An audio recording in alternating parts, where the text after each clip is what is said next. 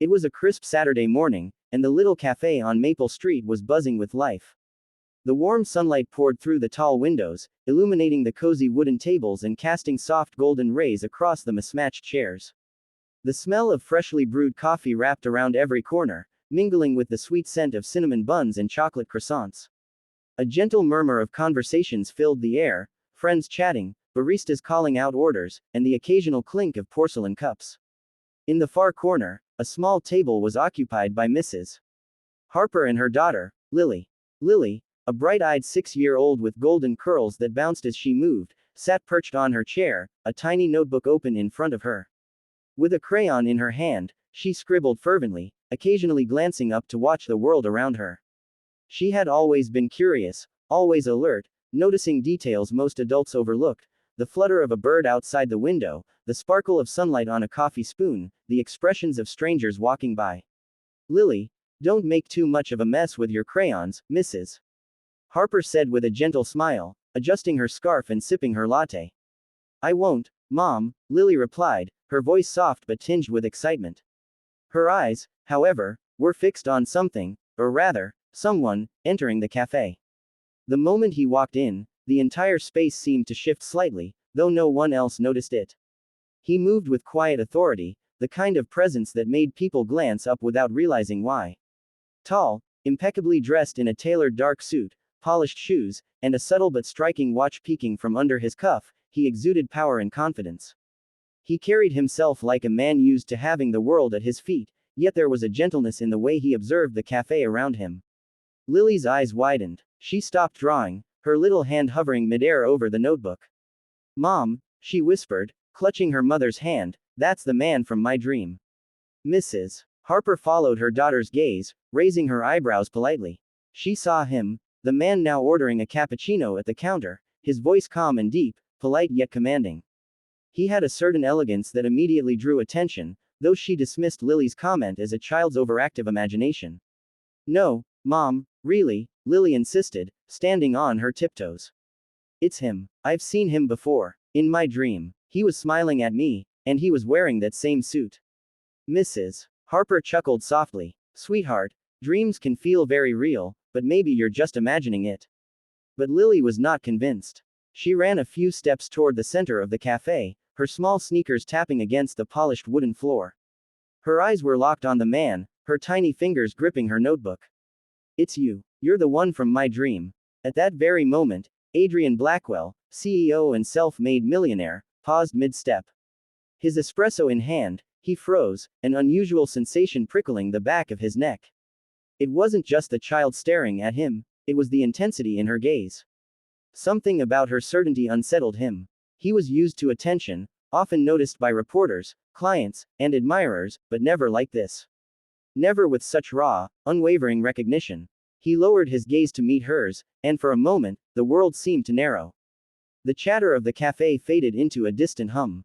He didn't know this little girl, yet there was a strange familiarity about her. Her bright eyes, wide with excitement and wonder, seemed to peer directly into a part of him he had long kept hidden, the part of him that remembered hope, curiosity, and innocence. Lily held up her notebook. On the page was a colorful crayon drawing of a man in a suit with a warm, friendly smile, standing in a garden filled with oversized flowers and a radiant sun overhead. "See, that's you. You gave me a golden key, and we played together," she exclaimed, her voice a mix of awe and certainty. Adrian blinked, a faint smile tugging at his lips. His mind raced, trying to reconcile the impossible. Could a child's dream really be this vivid? He had always been practical, grounded in logic and strategy, yet something about Lily's words stirred an unfamiliar feeling, a gentle tug of nostalgia, a glimpse of a world he had long forgotten. Mrs. Harper stepped closer, a little embarrassed but amused by the scene. "Lily, honey, maybe you just dreamed about a nice man you saw," she suggested gently, trying to bring her daughter back to reason. But Adrian shook his head, almost instinctively. There was a strange pull, something unexplainable, drawing him closer. "No," he said softly, his voice calm but carrying a weight of seriousness, "I think this dream might be more important than we realize." And just like that, the ordinary Saturday morning in a quiet cafe had shifted. A little girl's imagination and a billionaire's busy life had collided, setting the stage for a story that neither dreams nor reality could have predicted. Adrian Blackwell took a cautious step toward the little girl, holding his espresso cup carefully. The cafe seemed to shrink around him as all other noises faded into the background. Lily, still clutching her notebook, watched him with unwavering certainty, as if she had been waiting for this very moment her entire life. "Hi there," Adrian said, bending slightly so he could meet her at eye level.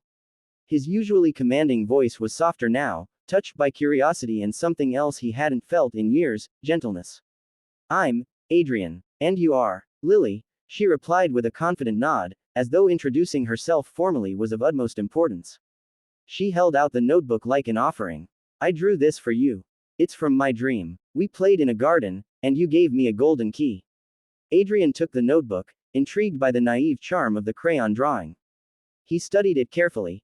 Oversized flowers, a shining sun, a man in a suit smiling warmly. "A golden key, huh?" he said, raising an eyebrow, half amused, half fascinated. "And what did the key open?" Lily's eyes sparkled. The key opened a magical door in the garden. Behind it, there were butterflies and birds and even a little waterfall. She gestured excitedly, her tiny hands painting the scene in the air. "We played hide and seek, and you laughed the whole time. You were so happy." Adrian felt an unexpected warmth spread through his chest. He had always been busy. Board meetings, negotiations, business trips, but in that moment, Lily's vivid imagination reminded him of a simpler world, one filled with laughter, wonder, and freedom. He smiled genuinely, a rarity in his meticulously scheduled life. "You're very good at drawing," Adrian said softly, flipping through the notebook. "And very good at remembering dreams. Of course. Dreams are real, Mom says. They tell us secrets," Lily replied, her gaze flicking toward her mother, who was watching the scene unfold with a mixture of amusement and mild worry.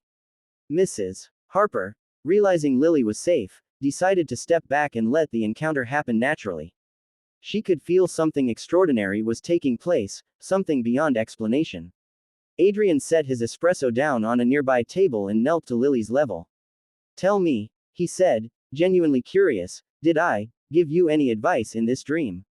Any secret words, maybe?" Lily thought for a moment, tapping her finger against her lips. "Yes. You said, always follow your heart, even if it's scary. That's what you told me. Before giving me the golden key." The words struck a chord deep inside Adrian. They echoed a philosophy he had long forgotten amidst contracts and boardrooms. He remembered a time when he too had listened to his heart, taken risks, and believed in magic, though he had buried it under wealth and responsibility. "You know," Adrian said quietly, "sometimes dreams are not just dreams. Sometimes, they're reminders." He smiled at Lily, a soft, almost childlike smile that few had ever seen. "And perhaps, this golden key is a reminder for me as well." Lily tilted her head, curious. "For you? But I thought keys were for little girls like me." "Not always," he replied, laughing softly. "Sometimes keys are for people who've forgotten how to dream." The little girl's eyes widened, as if she had just unlocked a new secret herself. She reached up and gently tapped his hand, her small gesture full of conviction. "Then you have to promise me, Mr. Adrian. Promise you'll remember your dream too." Adrian nodded solemnly, feeling the weight and innocence of her words. "I promise, Lily. I promise." At that moment, the cafe seemed to hum with quiet magic.